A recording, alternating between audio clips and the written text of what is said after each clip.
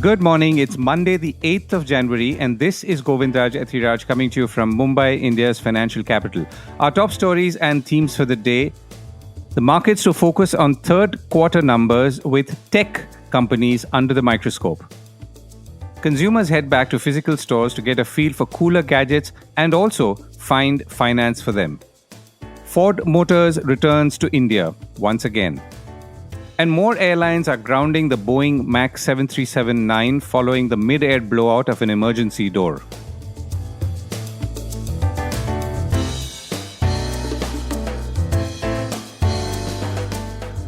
This is a core report with Govindraj Ethiraj.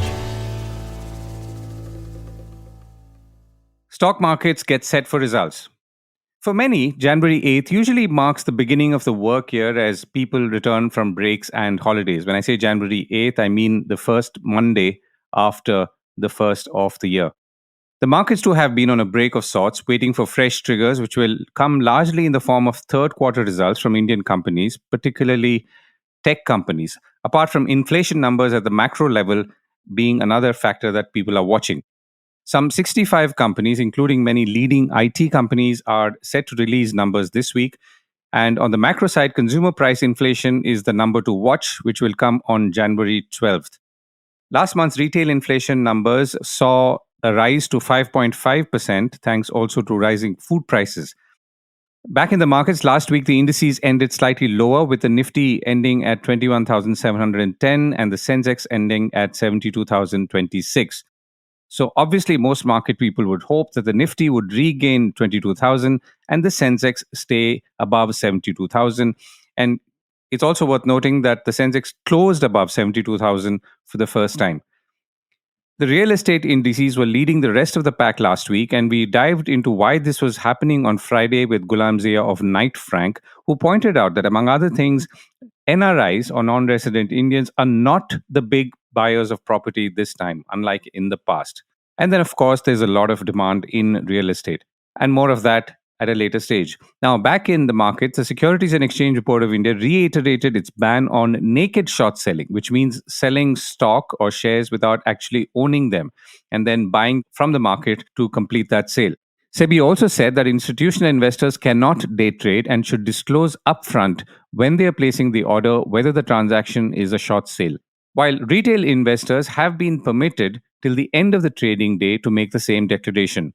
Now, brokers and stock exchanges have been asked to collate this information and make it available to the public through their websites.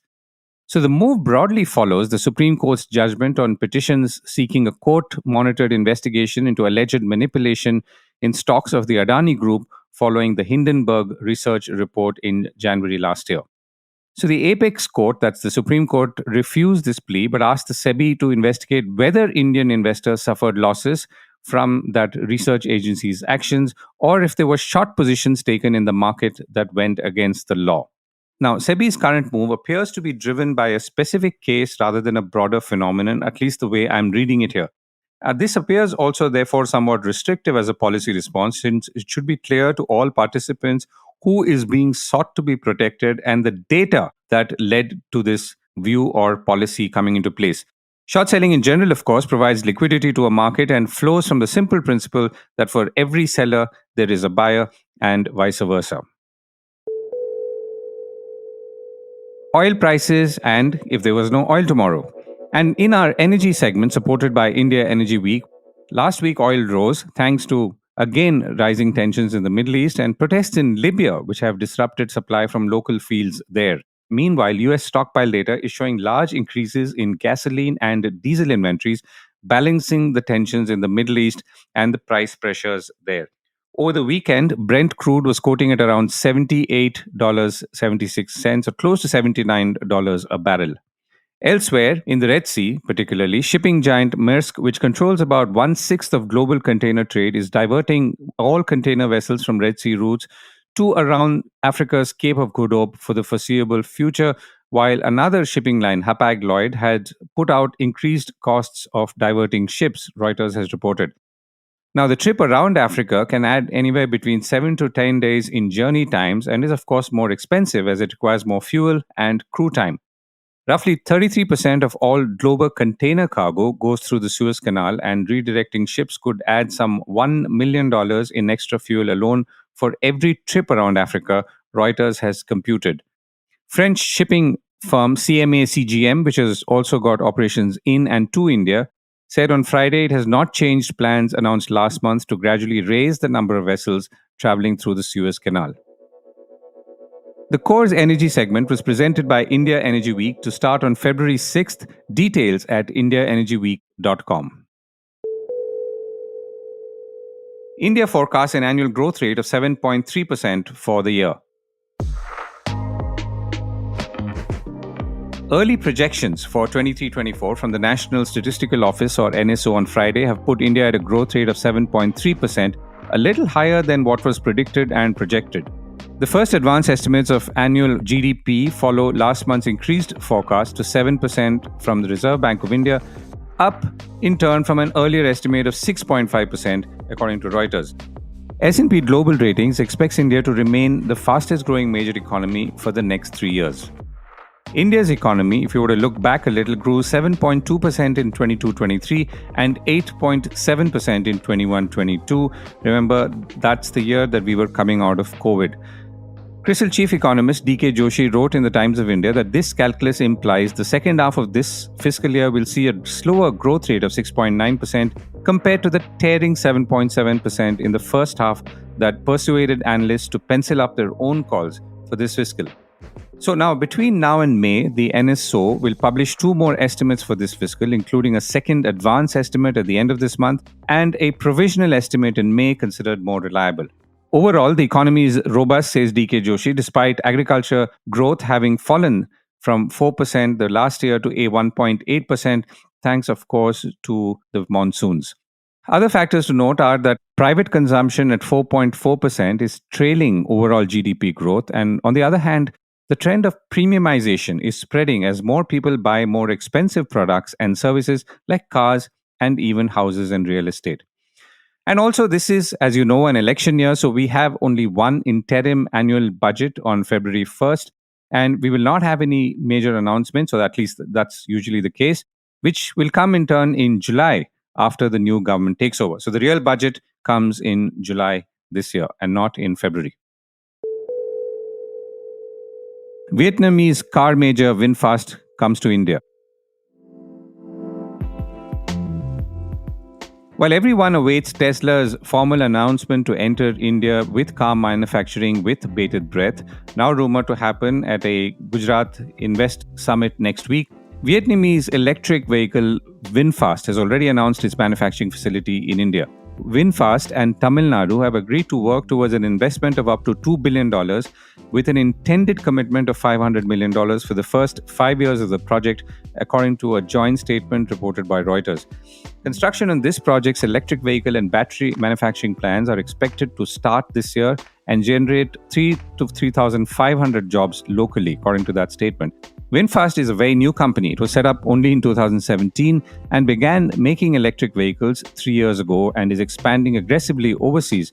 It also had a NASDAQ debut in August last year. The interesting thing about electric vehicles, as we all know, is that it is a mix of very traditional and old world automotive companies as well as the new upstarts. The new upstarts are obviously led by Tesla, but also include Chinese companies like BYD, whose total electric vehicle sales have now overtaken Tesla. And then, of course, companies like VinFast from Vietnam. And then India's own companies, which range from Tata Motors, the traditional ones, to, let's say, an Ola Electric for two-wheelers, but a new one. VinFast said the Tamil Nadu project was expected to evolve into a first-class EV production hub in the region with an annual capacity of up to 150,000 vehicles compared to 250,000 at its main plant in Vietnam. According to Reuters computations, electric models account for only about 2% of India's car sales, but the government is targeting 30% by 2030 and is working aggressively towards that. And Ford Motors is back.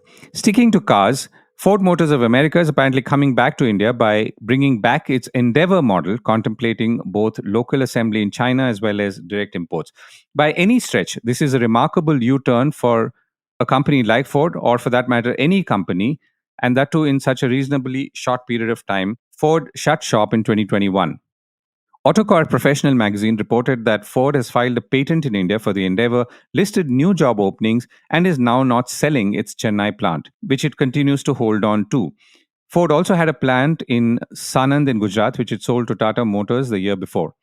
Autocar says that even after Ford halted sales, the company kept some service operations going and regularly advertised service and warranty packs. Unlike General Motors, that chose to exit India to focus on key regions, Ford did not actually want to exit, but was faced with no alternative after a deal with Mahindra fell through, says Autocar.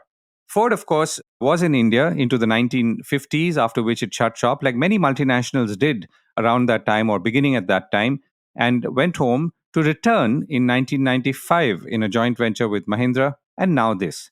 Well, hopefully, Ford will find the new stint and avatar more rewarding, albeit in a challenging market for smaller auto players. Cool products and finance are bringing consumers back to shops.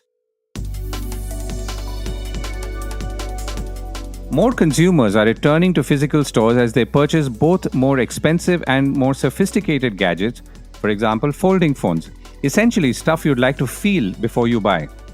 And manufacturers are also pushing consumers in that direction. The share of e commerce in total smartphone sales, for example, was 45% in 2023, but it was 48 to 49% in the previous 2 years, according to Counterpoint research data. For several products, including televisions and washing machines, the share of online is falling.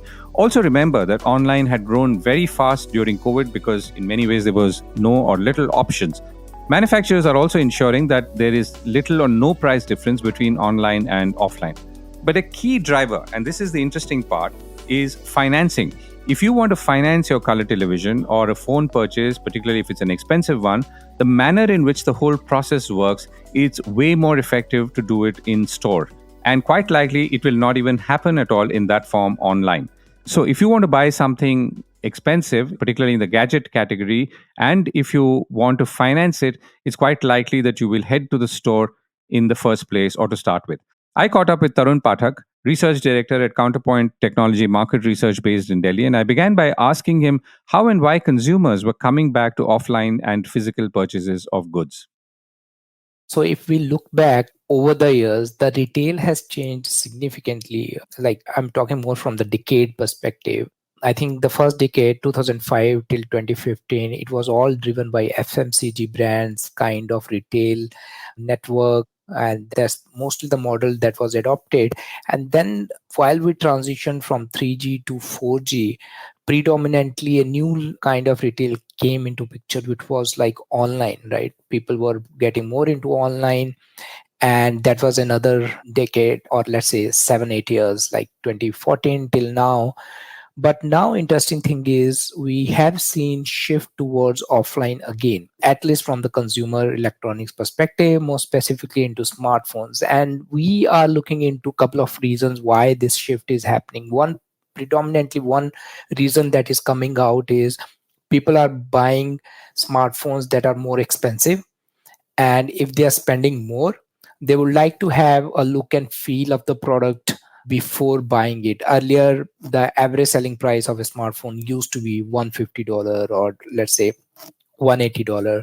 Someone buying a phone of, let's say, less than 10,000 rupees, they just go online, do the shopping over there. It's a very impulsive purchase. But now a lot of thought is going behind when you're buying a more expensive phone. So what you do is you go to the offline retailer, ask them what are the different features this particular device is. I want to invest it for 3 years.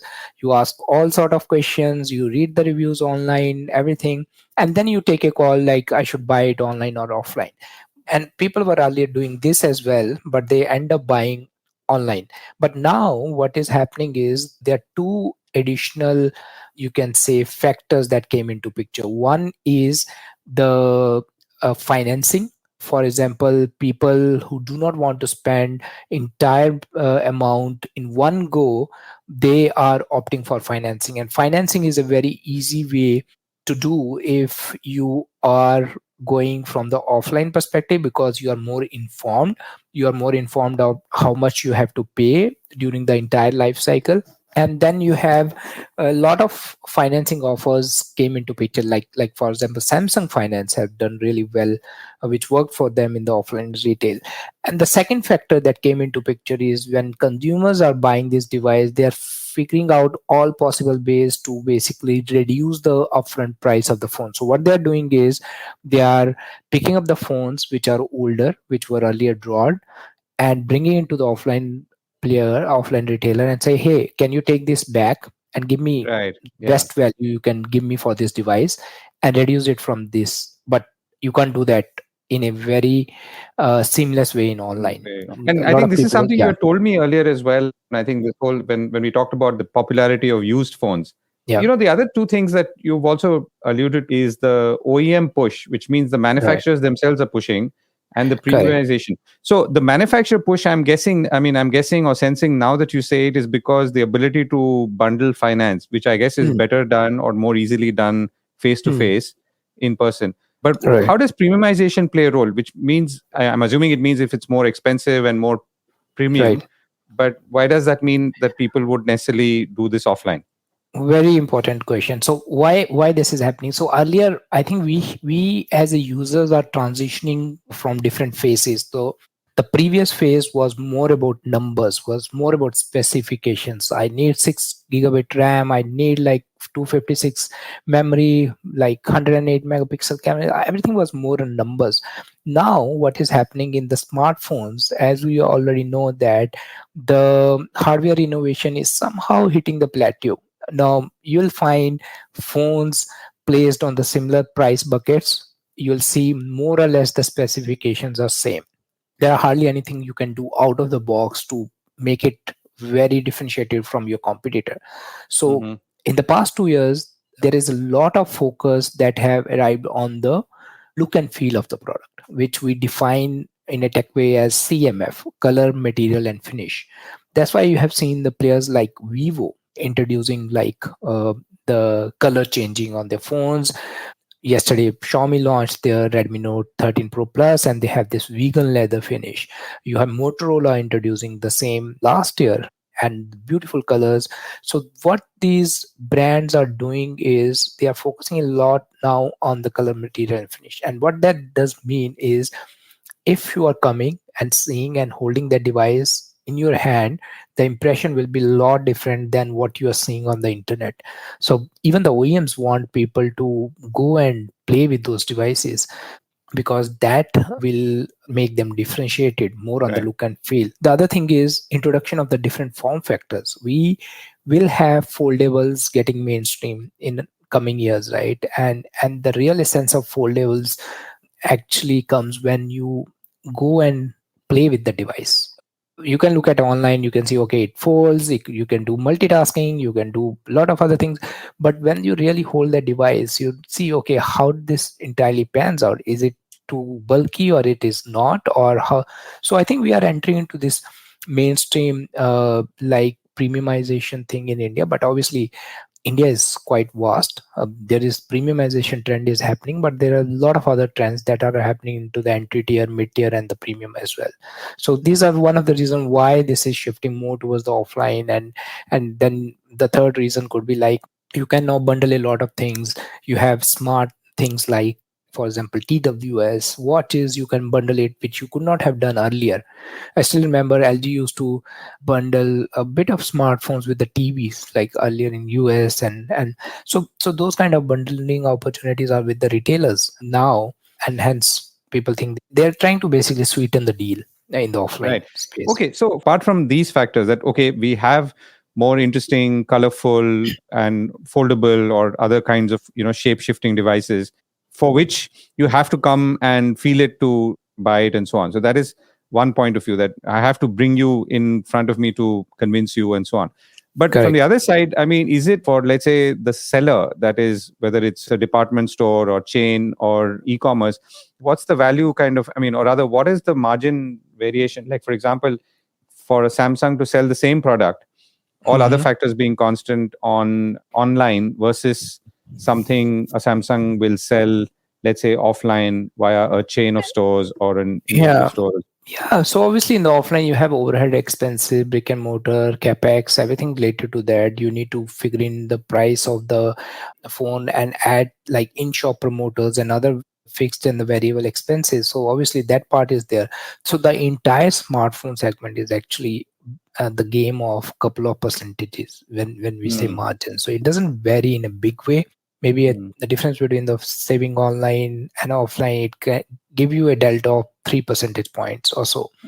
But then brands need to take a conscious call that, okay, is it 3% that is going to sell my product, or I'm going to sell my brand? If I'm going to sell my brand, typical example is how Apple does it, right? In an ideal scenario, Apple can sell all its iPhones online today. yeah, The yeah, kind of pull they have, they don't need the physical stores at all now.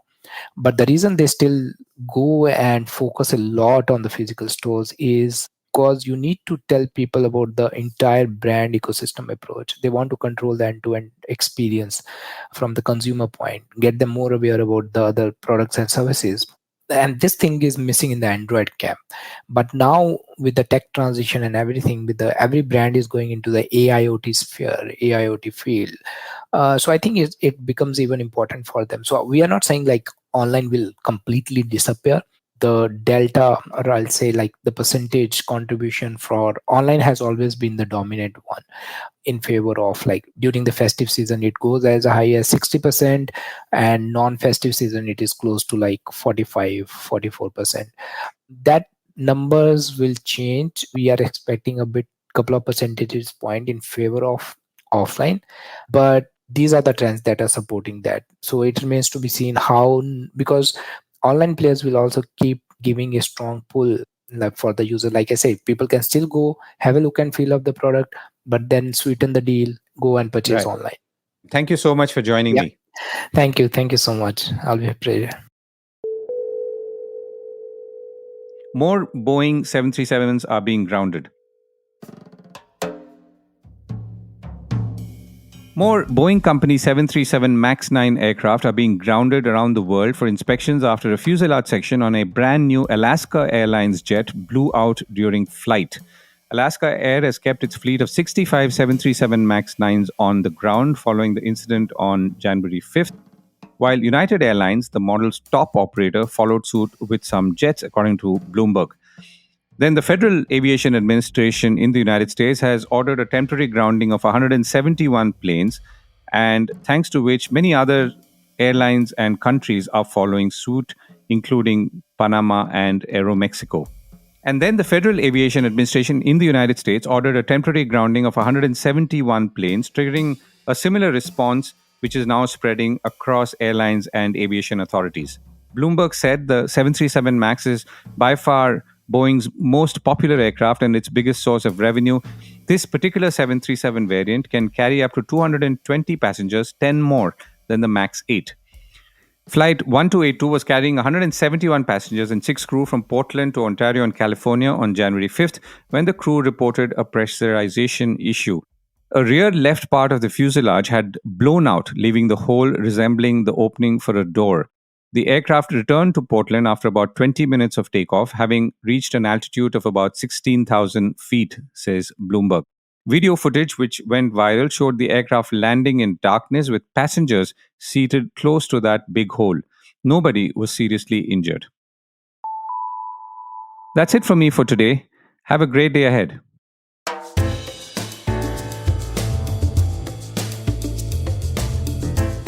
That was the Core Report with me, Govindraj Ethiraj.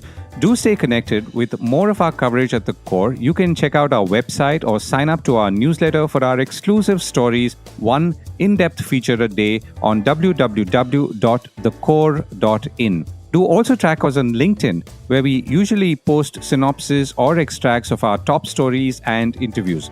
We would love your feedback on how we can make business more interesting and relevant, including, of course, India's vibrant manufacturing sector. So write to us at feedback@thecore.in, and thank you once again for listening.